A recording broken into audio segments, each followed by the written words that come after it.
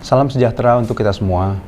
Selamat berjumpa kembali bersama saya Arya Anwar dalam perkuliahan Kimia Organik Fakultas Farmasi Universitas Indonesia. Topik yang akan kita bahas pada pertemuan ini adalah asam karboksilat.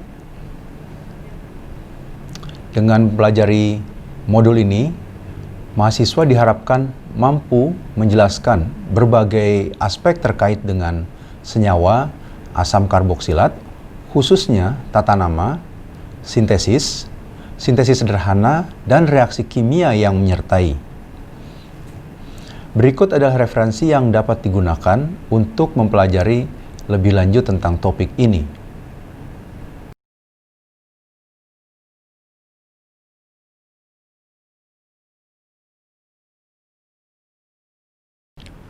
Asam karboksilat merupakan senyawa yang mengandung gugus COOH.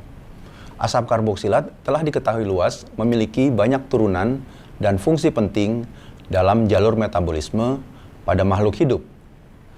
Contohnya adalah cuka. Siapa yang tidak kenal atau mungkin tidak ada yang tidak pernah menggunakannya? Cuka adalah contoh asam karboksilat, yakni asam asetat dalam konsentrasi rendah. Contoh lainnya adalah asam butanoat. Kali ini terdapat dalam mentega yang menjadi bau khasnya. Secara kimiawi, asam karboksilat memiliki banyak senyawa derivat. Contohnya adalah asil klorida atau RCOCl, ester RCOOR, amida RCONH2, dan tioester RCOSR. Untuk penamaan senyawa asam, secara sederhana dinamakan sebagai asam alkanoat. Contohnya adalah rangka propana C3 menjadi C2H5COOH atau asam propanoat. Bila jadi gugus dinamakan karboksilat.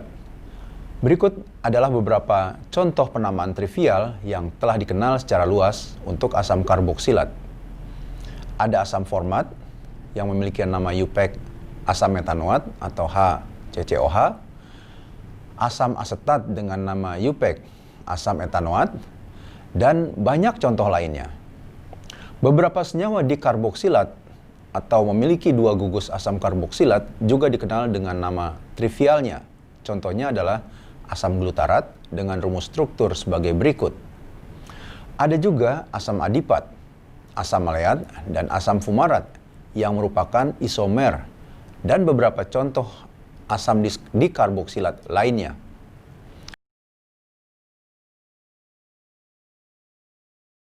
Senyawa aromatis yang mengikat gugus COOH dinamakan asam benzoat.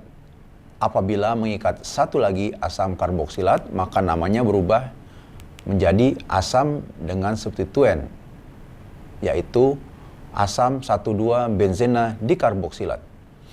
Ada juga asam adipat, asam maleat, dan asam fumarat yang merupakan isomer dari beberapa contoh asam karboksilat lainnya.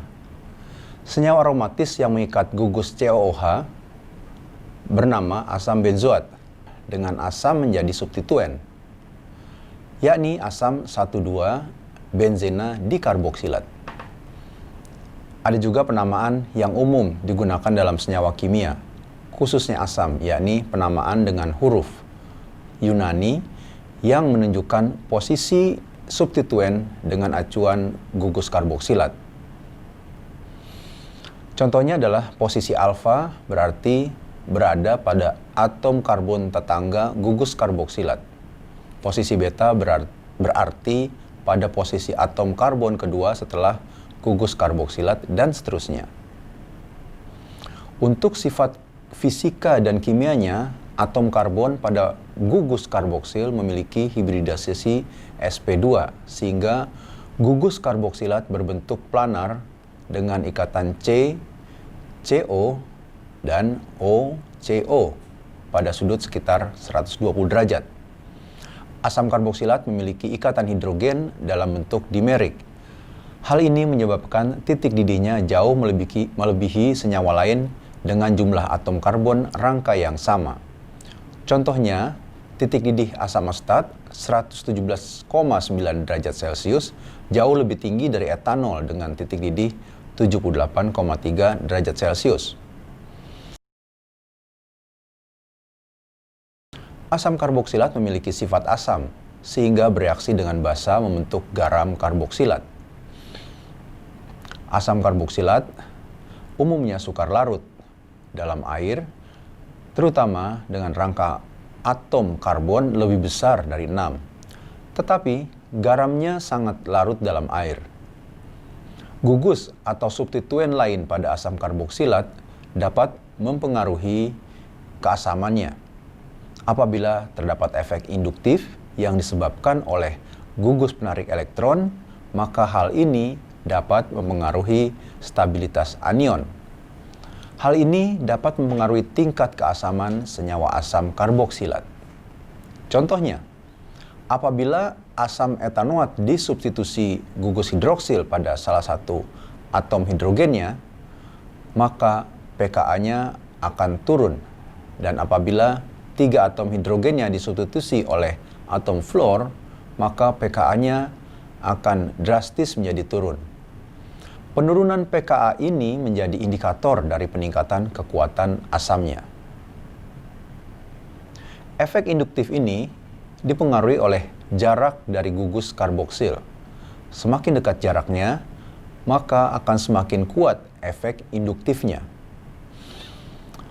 Apabila terdapat substituen gugus pendonasi elektron, maka akan terjadi destabilisasi anion yang menyebabkan berkurang keasaman dari senyawa asam karboksilat.